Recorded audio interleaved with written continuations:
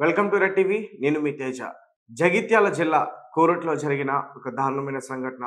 ఒక 6 సంవత్సరాలు ఉన్న హితిక్ష అనే పాపని అతి దారుణంగా ఒక బాత్రూంలో పెట్టి ఆమె గొంతు కోసి కట్టర్‌తో ఆమె పీక మొత్తం కూడా కట్ చేసే ప్రయత్నం చేసింది. ఈ ఘటన జరిగి దాదాపు 4 రోజులవుతుంది. అయితే రీసెంట్‌గా దీనికి సంబంధించిన పూర్తి డీటెయిల్స్ అన్నీ కూడా బయటికి వెలుగులోకి రావడం జరిగింది. ముఖ్యంగా కుటుంబ కలహాలేంటో కూడా చెప్తున్నారు. ఆ జిల్లాకి సంబంధించిన ఎస్పీ అశోక్ కుమార్. అయితే ఎవరైతే చనిపోయారో ఆ పాప హత్యకి గురైందో వాళ్ళ తండ్రి ఆకుల రాము, అలాగే రాము బ్రదర్ లక్ష్మణ్. వీళ్ళిద్దరూ కూడా అన్నదమ్ములు. అయితే అక్క చెల్లెల బిడ్డల్ని వీళ్ళు పెళ్లి చేసుకున్నారు. అంటే ఆకుల రాము వైఫ్ నవీన, అలాగే లక్ష్మణ్ వైఫ్ మమత. ఇక్కడ కుటుంబ కలహాల వల్లే ఈ పాపని హత్య చేసినట్టుగా కూడా చెప్తా ఉన్నారు. మ్యాటర్ ఏంటంటే నవీన ఆకుల రాముకి ఇద్దరు సంతానం. అందులో వేదాంశ్, అలాగే హితిక్ష. ఇప్పుడు చనిపోయిన పాప పేరు హితిక్ష. అలాగే లక్ష్మణ్‌కి, మమతకి ఇద్దరు కూడా కూతుర్లు ఉన్నారు. అయితే ఈ హత్య మమతే చేసిందని మొదటి నుంచి కూడా కొన్ని ఆరోపణలొచ్చాయి.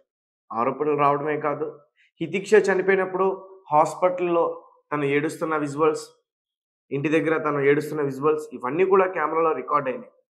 మరీ ముఖ్యంగా ఆ రోజు శనివారం సాయంత్రం స్కూల్ నుంచి వచ్చిన తర్వాత సరదాగా రోడ్డు పైన జరిగే ఆ పులి విన్యాసాలు సరదాగా చూద్దాం, పులి బొమ్మల విన్యాసాలు చూద్దాం అని చెప్పేసి సరదాగా వీళ్ళందరినీ తీసుకొని మమత వెళ్ళింది. వాళ్ళ పిల్లల్ని, ఆమె గూడా. అయితే ఈమె వెళ్తున్నప్పుడు కూరగాయలు కట్ చేసి ఒక కత్తిని కూడా ఆమెతో పాటు తీసుకెళ్ళింది. వైర్లు కట్ చేసి ఒక కట్టర్, ముక్కలు కట్ చేసి ఒక కట్టర్ ఉంటది. సో, దాన్ని కూడా ఒకటి తీసుకెళ్ళింది. ఇదే టైం అని చూసుకొని ఒక దగ్గరలో ఒక ఇల్లుంది. ఆ ఇంట్లో కూడా ఎవరు ఉండరు. ఆ బాత్రూమ్ కూడా పెద్ద డోర్ ఉండదు. ఈ దాగుడు మూతలు ఆడుకుందాం అని చెప్పేసి వాళ్ళ పిల్లల్ని ఒక చోటకి పంపించి ఈమెను తీసుకొని అక్కడికెళ్ళింది. దాని తర్వాత ఆమెని మొదటిగా ఆమె నోరు మొత్తం కూడా మూసి ఆమె పీక కోసింది. దాని తర్వాత ఆ కట్టర్‌తో తను చనిపోయేంత వరకు కట్ చేసింది. తీవ్ర రక్తస్రావమయ్యి ఆమె అక్కడే ఉంది. అయితే అలా చంపేసిన తర్వాత, ఆమెను హత్య చేసిన తర్వాత మళ్ళీ ఇంటికొచ్చి బట్టలవన్నీ కూడా మార్చుకొని ఏం తెలియనట్టు అందరితో పాటునే హితిక్షని వెతకడానికి ఈమె కూడా ప్రయత్నించింది. అసల మమతకి చంపడానికి గల కారణాలు ఏంటి? మమత 4 నెలల క్రితం దాదాపు 18,00,000 రూపాయలు ఆన్‌లైన్ బెట్టింగ్‌లో పోగొట్టుకుంది. సో, మనీ అడుగుతుంటే ఎవరు కూడా ఇవ్వట్లే. అయితే వీళ్ళది ఉమ్మడి కుటుంబం కాబట్టి, జాయింట్ ఫ్యామిలీ కాబట్టి, ఆ ఇంట్లో పెద్ద కోడలు అంటే నవీన, ఆమెదే ఎక్కువగా పెత్తనం ఉంటుందనే ఒక అసూయతో, ఆమె పైన కక్షతో ఏదో ఒక రకంగా నవీన పైన నేను కక్ష సాధించాలని వాళ్ళ బిడ్డని అతి దారుణంగా చంపేసింది. సో, రీసెంట్‌గా దీని గురించి పూర్తి విషయాలన్నీ కూడా బయటకొచ్చాయి. అందరూ కూడా చాలా షాక్ అవుతున్నారు. అసలు ఈ మహిళని ఏం చేయాలంటారు? కక్ష ఒకళ్ళపైన ఉంటే అన్యం పుణ్యం ఎరగని ఆ పాపను అతి దారుణంగా, అతి కిరాతకంగా చంపుతుందా? నిజానికి ఈ కేసులో చాలా ట్విస్టులున్నాయి. అసల హితిక్షని చంపింది ఎవరు? కుటుంబ సభ్యులా? లేదంటే ఎవరైనా గంజాయి గ్యాంగా?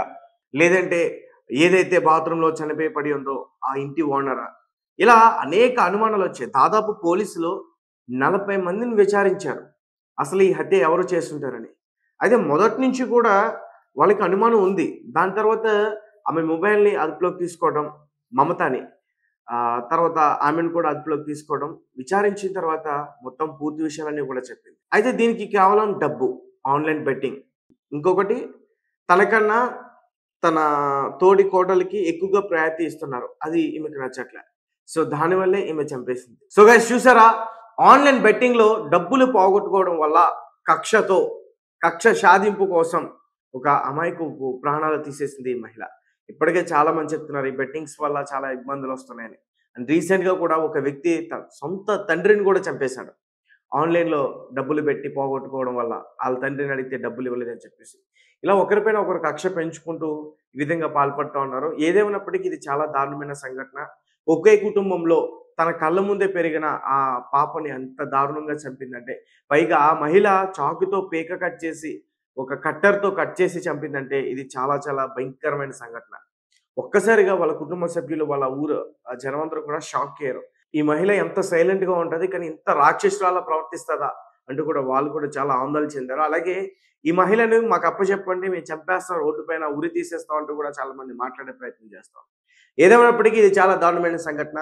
ఈ మహిళని ఏం చేస్తే కరెక్ట్ అంటారు? దాని గురించి మాకు ఖచ్చితంగా కామెంట్ రూపంలో తెలియపరచండి.